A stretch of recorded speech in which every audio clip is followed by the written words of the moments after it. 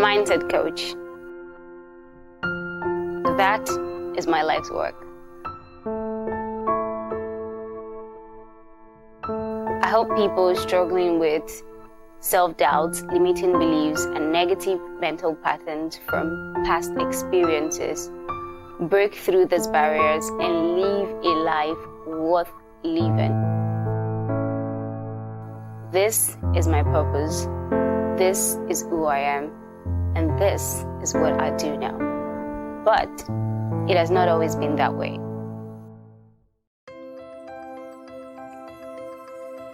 Juliet's story has an idea that is both simple and profound, and that is, anybody can transform their lives, their minds, their thinking in a reasonably decent period of time.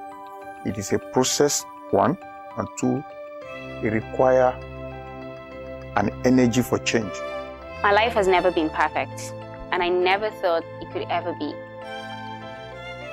At the very young age of 8, I was already questioning my existence. As with any human, it's that utmost desire that we understand the very purpose of our existence, who we are, why we're here, what we should do, and what we should even do now. I remember thinking and asking myself questions like, why me? Why am I here? Why this family? Why this country? And why this body? And I dwelled on the last why because for the most part of my life, I hated my existence. I was a little more petite than the other kids in school, and they made fun of me because of that. They would call me all sorts of names, and I'll be bruised and start crying. And after a while, even when I developed some thick skin, I was still hurting inside when they made fun of me like that. My ego was shattered, my self-esteem depleted, and I could never see myself as good enough to be liked by anyone. The reason a lot of people remain stuck in their position where they are, or why they keep setting the same goals year after year after year after year, is because of their mindsets. So they want to achieve success, but then they're always leaning towards negative thoughts. They're always thinking negative thoughts about what they want to achieve, the person they want to be.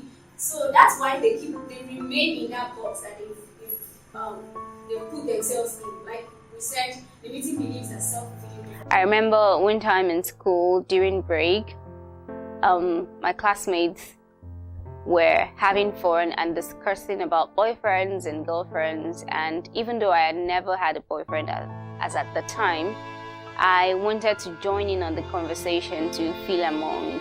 And I went to them and I chipped in a few words, and they were like, they laughed at me and they were like, oh, what do you even know about boyfriends? Do you even have a boyfriend? Do you know anything about? Please, just leave.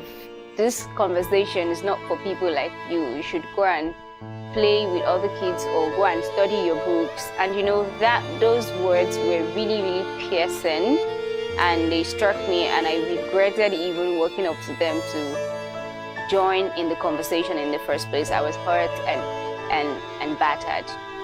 And I decided to channel my energy into my books. I studied more, and I started getting my approval from the accolades my parents gave me when I returned with good grades and excellent results. But with this addiction came the need to do more. I never thought I was good enough for anything or that I deserved anything. So I always wanted to prove myself worthy enough to be deserving of anything.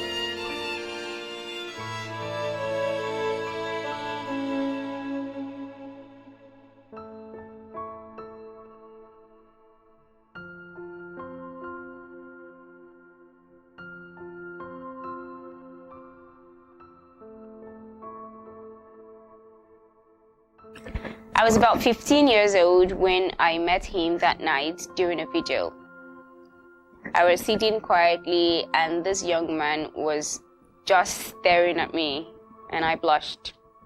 I had never experienced someone stare at me with that much intent, and that admirably too. He walked up to me and said hi, and I was flushed. And I said hi too. He asked for my name, and I told him. So we just sort of introduced ourselves to each other. Then he started asking me questions, and I just kept providing him the answers. Actually, I was blown because I didn't think someone would take an interest in me that would engage me in a conversation, that would make them engage me in the conversation, right? So I was basically always giving him the answers. I was answering all of his questions intelligently because I wanted to prove that, oh well, I may be little, but I'm smart. So, we kept the conversation going, and then at the point he was like, oh, he would really love to keep this conversation going on, and I was like, oh yeah, me too.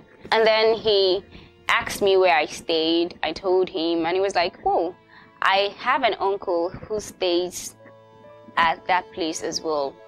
Stays very close to your place. And the funny thing is that after this vigil, I even planned on going to see him.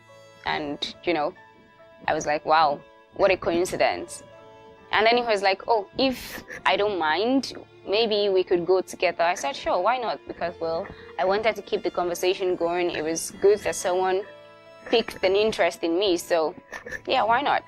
So he said, okay, and we could go together.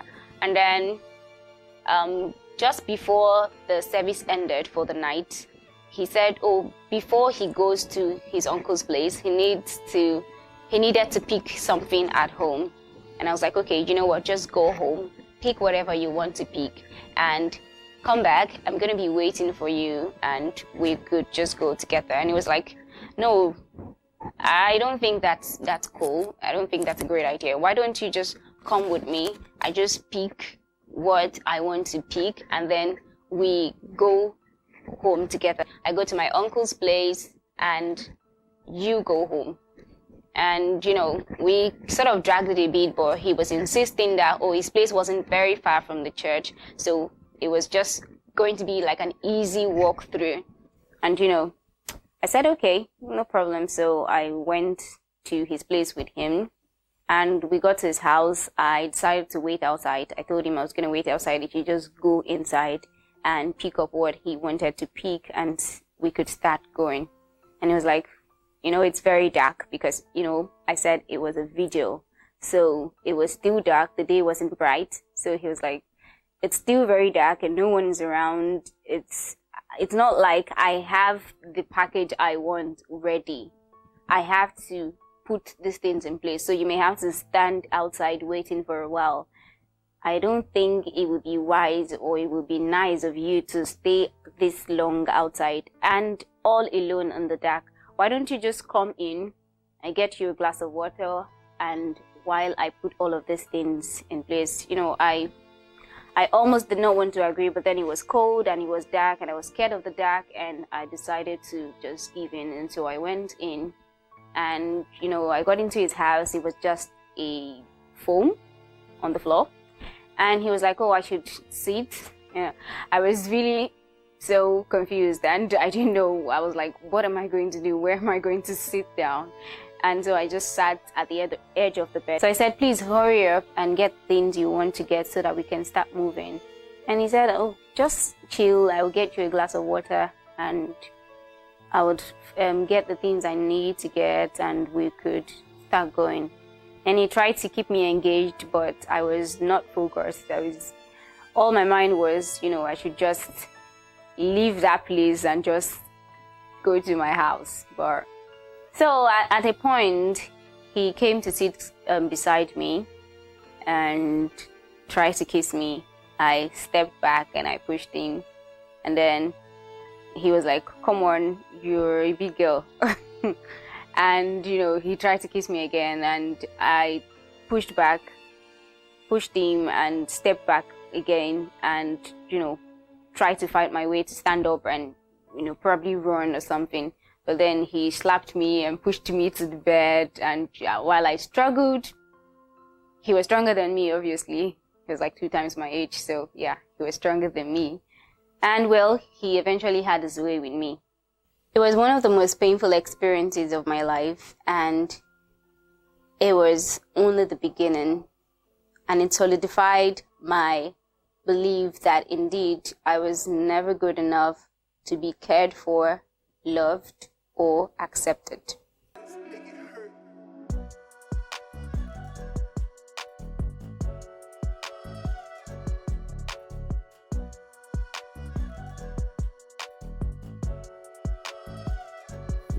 When I got into the university, this whole stigma of self-doubt and worthlessness didn't go away. So I would write assignments for my classmates and organize tutorials just because I wanted them to like me. I remember overhearing a friend of mine telling someone else that she was only close to me because I was brilliant and she needed me with her schoolwork. She needed me to help her with her schoolwork. You know, I was really hurt because this was someone I considered a friend, because I felt like, oh, I finally had someone who seemed like they got me, right?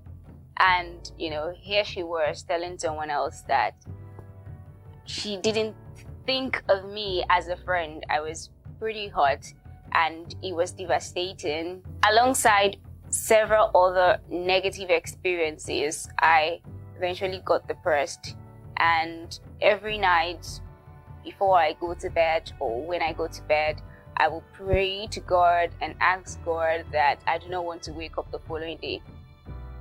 And when I wake up the following day in the morning, I would scream and be very angry that I woke up to see another day. And the same day, in the night, I'm still going to make the same prayer that, oh God, I want to sleep and not wake up tomorrow. Several times I made that prayer because I did not want to deliberately take my own life. I had suicidal thoughts consistently. But because of my upbringing, because I am a Christian, and, you know, growing up, my parents have always hammered that, oh, if you take your own life, you're going to go to hell. And I did not want to go to hell. So I could not take my own life by myself. If I had that opportunity, I probably would have, you know, been gone by now. So I would pray every night and ask God to take my life. But unfortunately, or rather fortunately, I would wake up and see myself the following morning. It was really depressing for me.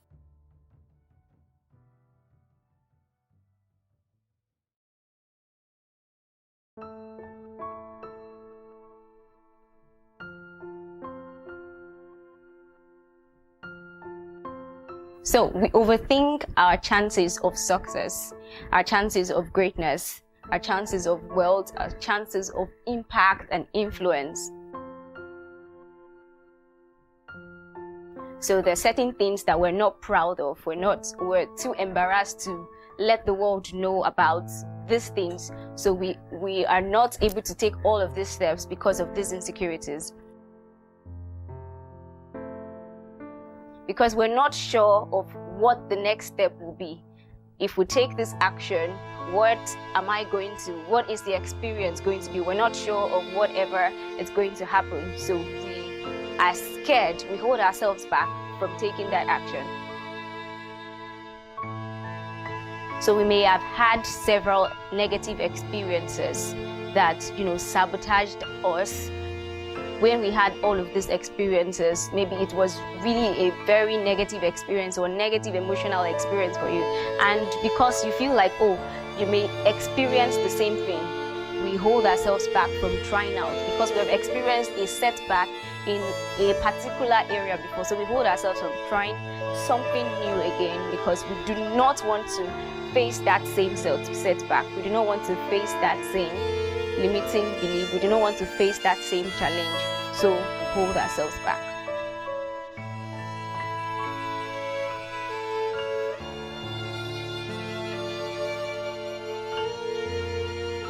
So in my case, it was all three.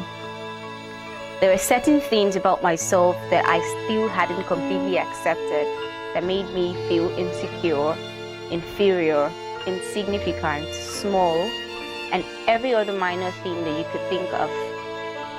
And that was because of my past experience that gave me scars that I hadn't completely healed from. And so I was sure that I definitely wasn't ready for success. It was in 2017 that I began to embrace the fact that I had a purpose to feel or a purpose to fulfill. And even though I hadn't found it yet, I knew that one day it was going to show up and perhaps I was ready to take it up. It was during all of this that I met Zubi. I met him through an online training that he held. So it was in 2017. I just done this training on I think WhatsApp, and a few hours later I got a DM and says, "Thank you very much. The class was great. It was profound," and all of that. So now I've gotten tons of those kind of messages. So yes, I said thank you very much and all of that great stuff. But this time it was different. I think it was on a WhatsApp platform. He had just concluded a teaching that I thought was so profound and powerful, and I had never had anything like it before. And I was like, whoa, I need to get connected to this person. Like, I really, really need this person in my life. The fire, the vibe, everything, the impact and the way he taught. And I knew that I just needed to be in his space. So she followed me. She added me as a friend on Facebook. I didn't really take any notice. But then she started engaging with my posts, started liking, started commenting. She joined my community on WhatsApp as of the time. And then she was engaging well enough for her to stand out amongst everyone else that is a follower or a fan or a follower of my work. So then I decided I was going to launch this community on Facebook. So it was a close Facebook group, close Facebook community, and I launched the community and she joined, and quite a ton of people joined, and the interactions were there. It was great, it was wonderful, it was sweet. And I decided, hey, it's time, let's do a hangout, right? So we got a bunch of people. Somebody said, I'm going to put up the venue, I'm going to put up the drinks, and we had it going. And she shows up, and of course quite a couple of people show up. So she was still engaging. I just saw her as somebody serious that wanted to do something wonderful. But one of the things that really stood out for me was that she was genuine, right? You could see this genuineness in her, and you could see that there was a real deep, sincere sense of learning. She wanted to learn, she wanted to grow, she wanted to become better. So after the event or after the training, he said, anyone could connect with him. If we had more questions or things that we wanted clarifications to, we could connect with him. And I did not hesitate to reach out to him. And when I did reach out to him, and boy, did I disturb him because I had so much ongoing and so much unpacking to do. And so I sent him a very long DM, and I told him how powerful or how much I enjoyed his message and how much I wanted to be in his space. And thankfully, he welcomed me with open arms, and he took it up from there. And then after a couple of months, she attended another live event from a very far distance, And then I go on Facebook one of those days and I got one very long epistle. It was long, Jesus, it was long. And she had poured her heart out and said, oh my God, this was incredible. Knowing you was wonderful. 2017 is a lot better because of you. And, quite a couple of very wonderful, touching things she said. And I said, wow. And then I knew that I had found somebody who was not just a Facebook friend or somebody who's going to give a like at a post or just make a comment, but somebody who's really dedicated. He was always there to guide and support me. And several times I would feel down, I would go back, crawl back into my shells, and Zubi would be like the first person I needed to reach out to, or the first person I would think of reaching out to, and to encourage me and give me that moral support that I needed, because I was still battling all of this negative thoughts and negative past experiences that had formed a story in my head. So everything was still in my head, and it was really difficult getting out of it. So I was consistently reaching out to Zubi, and I thank God that he was so patient and calm with me, that even when I ran, like, I would just shut down and zoom out of everyone, maybe not zoom out, but I'll just shut down and, shut out everyone. But he would still reach out to me to find out what's going on, how I'm faring, what's been happening, and try to bring me back to the limelight. Bring me back up to speed, basically, to make sure that I'm in the right headspace. And then I said, okay, great. Hey, why don't you become an admin in one of my communities? Why don't you become an admin in the Facebook community I was running at the time? So she became an admin in one of my communities on Facebook. And then we had a deeper relationship. So some months later, the more we began to work together, she began to trust me more. And then on one of those days, she began to share with me some of her deep experiences, worries, limiting beliefs, fears. And yes, I help people in the area of high performance, but I am not any kind of licensed, professional, trained therapist. So I couldn't actually go deep and do some stuff, But I did what I could do as of the time. And I remember one of those situations, she had to go to another state with some friends for, I can't remember, was it professional or a social trip. And in that trip, quite a couple of things had gotten to her, and she was down, and she sent me some messages, and I just sent some voice notes. And a couple days later, she was telling me, I listened to those voice notes so much, and it helped me a lot. And the journey has been stacked up. So 2019, Zubi invited me to an event.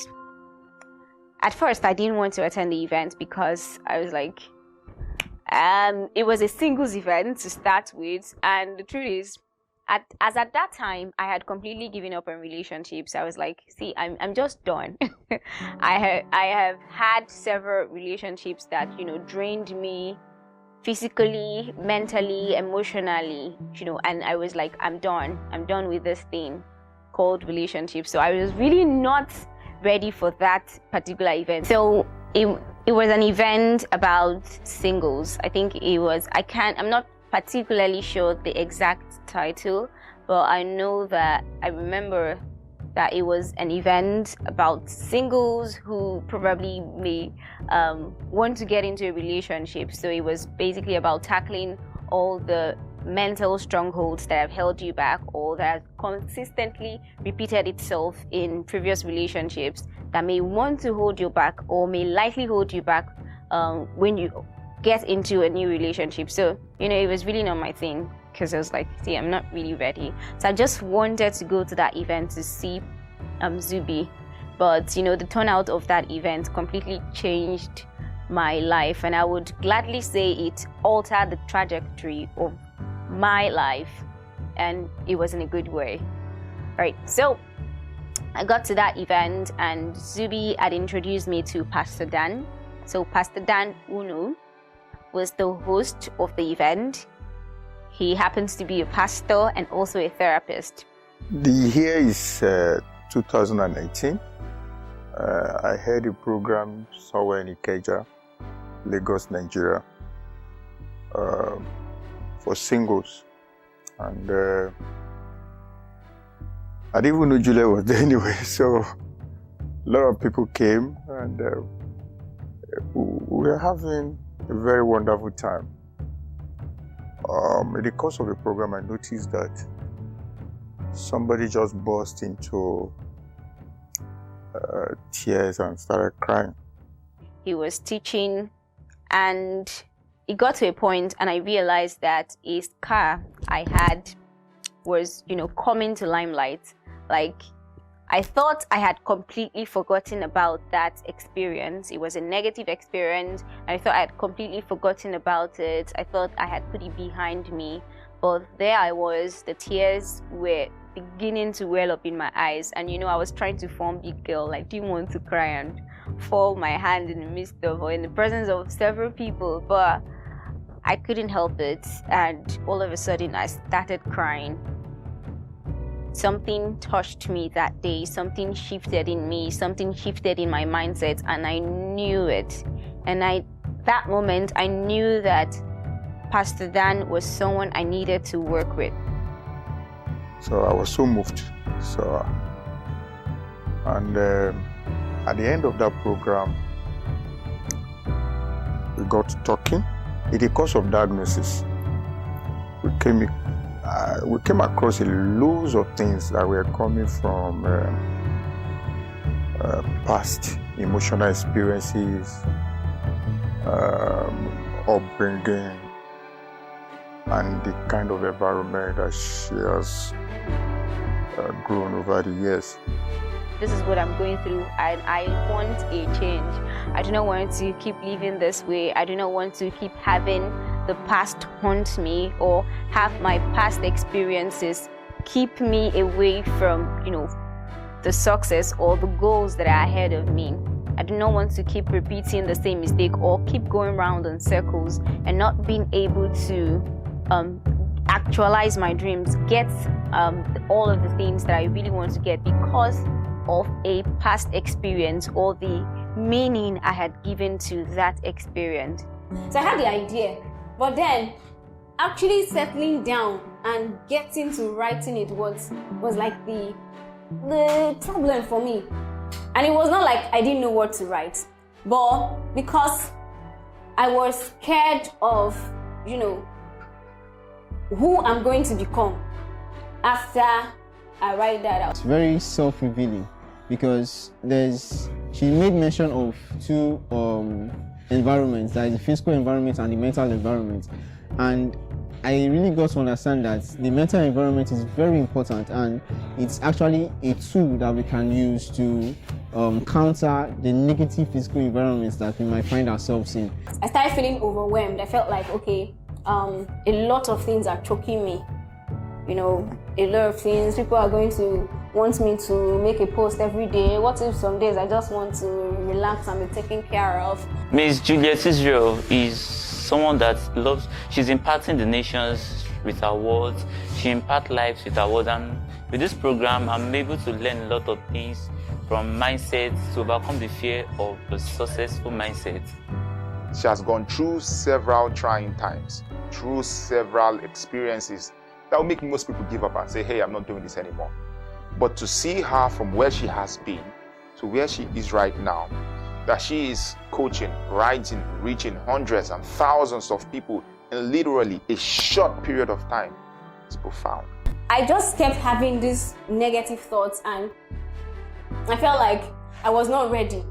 You know how I talked about someone who wants to start a business and then they feel like they have to take all the courses in the world before they are ready to start. Yes, you may not be scared of actually failing. You know that you are good, you know your stuff, you know what you can achieve, you know how all of the wonderful things that you can do. But then you're not actually scared of failing. What you're scared of success. And you want success, but you're not scared of success per se, but you're scared of the person that success will make you be. I've known Juliet Israel for a while and she's an amazing person. I learned from her experiences and that was one of the things that brought me to this event today, Mindset for Success. And like I say, the event was really, really impactful.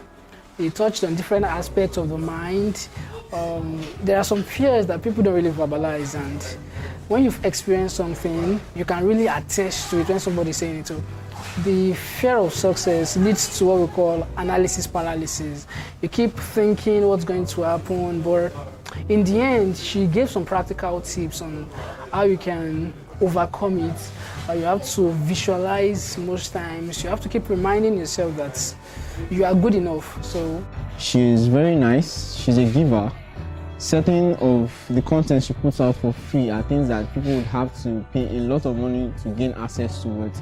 She really gives it out for free and it's very nice. You're scared of the places that success will take you to. And you feel like you need to get prepared for that position. You feel like you need to do some things, you need to do certain things, you need to put certain things in place before you're ready for that position. So that's why you hear some people say, oh, I'm not ready yet. See, a lot of people have mind. but they're not using it. Why I say they're not using it? Because they are really thinking negative thoughts. There's something called suggestive thoughts. So, you're where you are, and then you just start thinking, it's like you can't help it, but you're just thinking negative thoughts. It's a dramatic change she has experienced. It's a huge leap that she has experienced. And that I can categorically say that those things that she has experienced, those transformations she has experienced, she has a grip of them now. She has a grip of them, not just head knowledge, something that she has also practiced. A lot of people are not really tapping into their mind and using their mind to attract what they want, and that's what I talk about in my book. So let's not really deviate so much, and let's quickly talk about the 3 steps to overcoming the fears of success. So why I say you should become aware of those thoughts and tendencies, because the truth is, a lot of people, like I said, a lot of people do not know that this is a real fear. They do not, in fact, they will never agree that they are scared of success. So someone actually told me that, why will I be scared of success? Maybe I want to succeed. And I told him that actually this is a fear that a lot of people struggle with. But the thing is that they do not even know that they are struggling with it. If it's the fear of failure, it's very, very visible for you to know. It's very easy for you to know that you're scared of the fear of failure, because you're like, oh, what if it fails? Right? But when it comes to the fear of success, you're not really thinking that, okay, what if I succeed? You're probably thinking, oh, I'm not ready yet. So it's not really glaring for you to see that, oh, this is the fear of success. She's an amazing person. I love her so much. And she writes a lot of content that makes sense. She's a mindset coach, and I think she's super, super, super amazing. Whatever you want to be in life, you have to change your mindset. You cannot go far beyond the mindset that you have. Right? So that's why I said the first step to overcoming it is to become aware. If you find out that, oh, you have a particular goal that you want to achieve, and you just see that you keep recycling goals every year, every single year, you're repeating the same goal. This year, you say you want to start a business. You did not start it. Next year, you have written it in your 10 goals. Then you do 20 things before 20. You wrote them, you don't do one. And say, okay, now 30 before 30. 30, you add 10 to the list. 30 things before 30. 30 years, you're not doing. Okay, 40. They say a fool at 40 is a fool forever. I will not be a fool. 40 things, let me include it, let me increase it. You know, we have 40 things before. So, people just keep recycling goals. Juliet is such an amazing personality. I tend to be meeting her for the first time, and all I see is that God is going to bless nations through her. Now, if you knew her 2017, where she was going through all of this stuff that keep a lot of people low, doubts, insecurity, regrets, low self-esteem, and all of this stuff, and you know her now, you'd be hard-pressed to connect that this is the same person. Because between 2017 to 2019, 2020, she has totally transformed herself and created a brand new story. So if you find out that this is what you've been doing, these are tendencies that you've been exposed to over time, you keep doing the same thing, you keep repeating the same goal, and it doesn't seem like you're making any headway, it doesn't seem like you're achieving success or you're anywhere near your desired goal, you need to first think, okay, what is it that I'm actually scared of? Am I scared that I will fail? Am I scared that I will succeed? And if you look closely at it, you probably may see that, okay, maybe you're scared of success, just like these examples that we've given so far. But she has made huge progress. And today she now has that ability to transfer the same thing that she has used in changing her life. That is what she's doing now, to help other people who are in similar position. One of the things I've come to realize in my journey thus far is the fact that mindset is everything.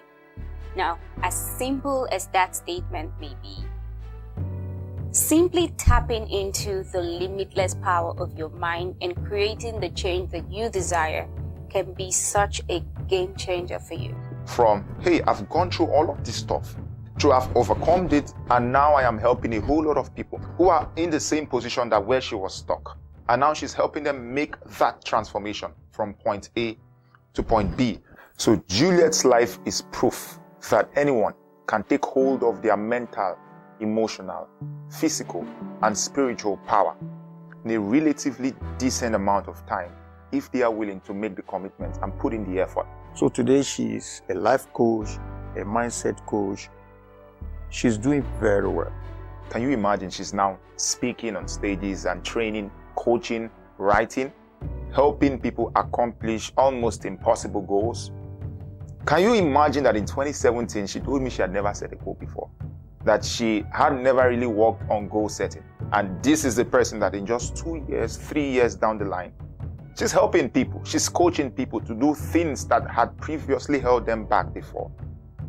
There's a big idea here, and that is, in a relatively short amount of time, you can transform your life, and Juliet is proof.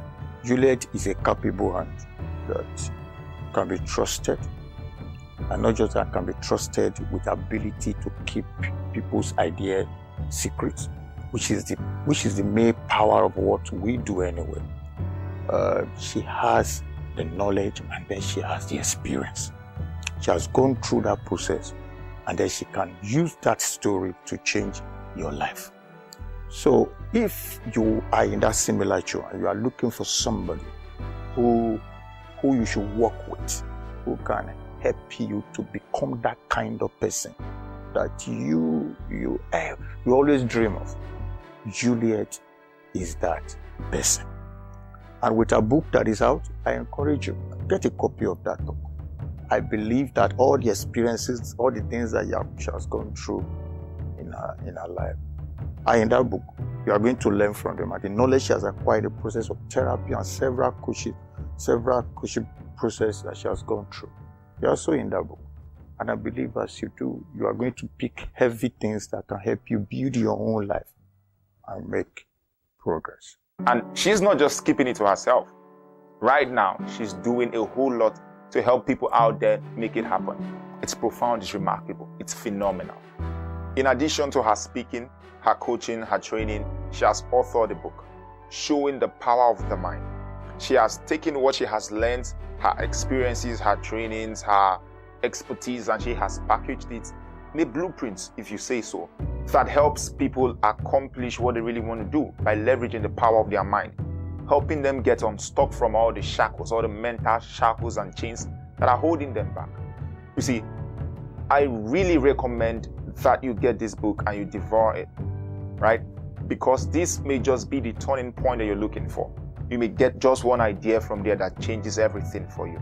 So if you're thinking of attending one of our coaching sessions or training, or you're thinking of bringing her in for a corporate retreat, she's great. She is the perfect person because it can upscale the productivity of your team or your personal performance. She is profound in the areas of the mind. And it is so critical because as a man thinks, so is he. So if you are not able to handle the matters of your thoughts, of your intellectual, mental capacity, you are going to be lacking profoundly. She has a plethora of works, writings, coachings, trainings, and her book. My question is, what are you waiting for? I learned this and I was able to create a desired change in my life, all by tapping into my mindset and giving new and empowering meanings to all of those experiences that once upon a time battered me. This is the power of the magnetic mind. Being able to tap into the limitless power of your mind and create change or attract your desires. This is what I talk about in my book, The Magnetic Mind. The mind is a magnetic force, and only those who possess the right mental tools are able to tap into their mindset and attract their desires and actualize their goals. If you want to create change in your life or business, then do ensure that you get my latest book, The Magnetic Mind. Cheers.